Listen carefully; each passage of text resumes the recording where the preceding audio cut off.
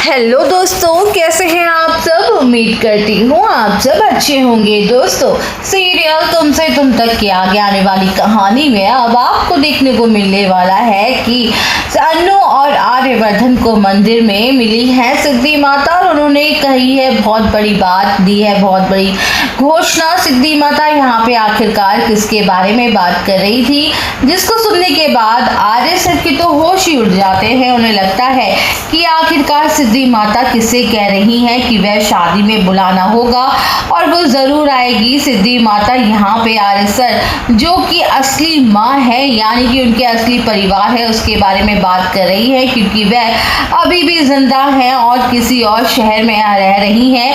यहाँ पे सिद्धि माता उन्हीं की तरफ इशारा करते हुए दिखाई देती है। इधर देखेंगे कि अन्नू और आर्य जैसे ही अपनी शादी ने डिसाइड किया था कि यहाँ पे वो कार्ड वे अपने हाथों से सबको देना चाहते हैं, क्योंकि वो दामाद नहीं है, गोपाल और पुष्पा के वो बेटे हैं। तो अन्नू और आर्य दोनों मिलकर अपनी अपनी शादी का कार्ड मोहल्ले में बांटने के लिए पहुंच जाते हैं। आर्य सर और अन्नू साथ में कार्ड बांटने के लिए निकल पड़ते हैं पूरे मोहल्ले में। तभी एक बूढ़ी अम्मा को आर्य सर और अन्नू जब कार्ड दे रहे होते हैं, तभी वहां पे वो कहती है कि अच्छा बेटा, ये कौन है तुम्हारे साथ के तुम्हारे कोई चाचा हैं। उसके बाद वो अंकल बना देती है और अनु कहती है कि बूढ़ी अम्मा से कि अम्मा नहीं, आपकी आंखें कमजोर हो गई हैं इसलिए आपको दिखाई नहीं पड़ रहा है, ये मेरे होने वाले पति हैं। यहाँ पे वो आर्य सर के हाथ में हाथ डाल के जोर से पकड़ लेती है और उसके बाद देखेंगे कि आसपास कुछ और भी लोग बैठे होते हैं। यहाँ पे आर्य सर की तरफ देखते ही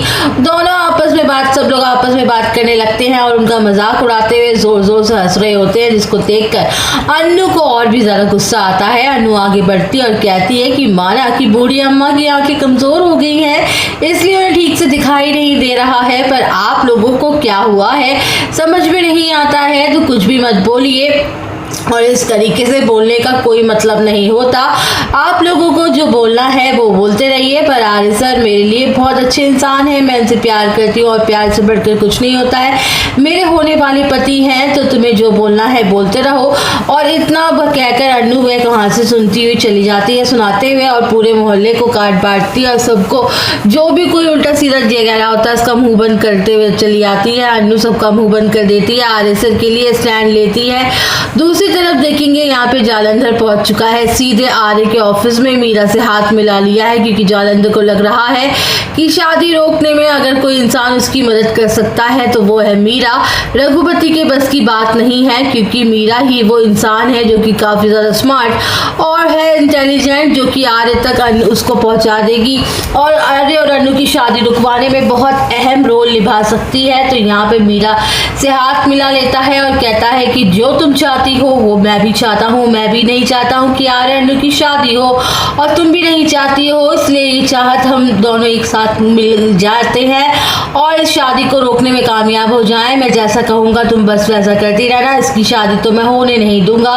तो यहाँ पे मीरा कहती है कि ठीक है, आप जैसा कहेंगे मैं वैसा ही करूंगी, पर ये शादी किसी भी कीमत पे नहीं होनी चाहिए, किसकी क्या गारंटी है। तो वह कहता है मैं सब कुछ कर लूंगा, बस तुम मेरा साथ दो। दूसरी तरफ मानसी अपना नाटक चालू कर देती है, शादी इस तरीके से होनी चाहिए, मैं अपने पेरेंट्स को कैसे बुलाऊंगी, मैं अपने रिलेटिव को कैसे बुलाऊंगी, अपने फ्रेंड्स को क्या बोलूंगी, शादी तो हमारे लेवल की होनी चाहिए। और फिर आर्य से बात करती है, आर्य से कहती है कि शादी हमारे तरीके से होनी चाहिए, अगर वो लोग खर्चा नहीं कर पा रहे हैं तो हम लोग खर्चा करके शादी कर लेंगे ना, प्लीज एक बार लोगों से बात कीजिए ना, उन्हीं उसी के तरीके से मनाइए। तो यहाँ पे आर्य सर कहते हैं कि ठीक है मानसी, अगर तुम ऐसा चाहती हो तो मैं एक बार बात कर लेता हूँ गोपाल और पुष्पा जी से, अगर वो लोग नहीं मानेंगे तो वो लोग जैसा कहेंगे शादी उनकी तरीके से ही होगी, फिर मैं कुछ नहीं कर पाऊंगा, लेकिन तुम्हारे कहने पर मैं एक बार उनसे बात जरूर कर लेता हूँ। और यहाँ पे देखेंगे वो जाएगा बात करने के लिए और यहाँ पे अन्नू भी साथ में होगी।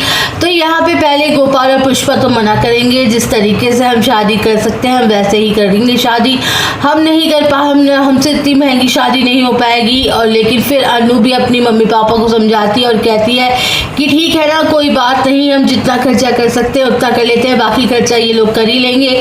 इनको जो गेस्ट को बुलाना है, इनको तो बड़े बड़े लोगों को बुलाना है और हमें को कोई इशू नहीं होना चाहिए।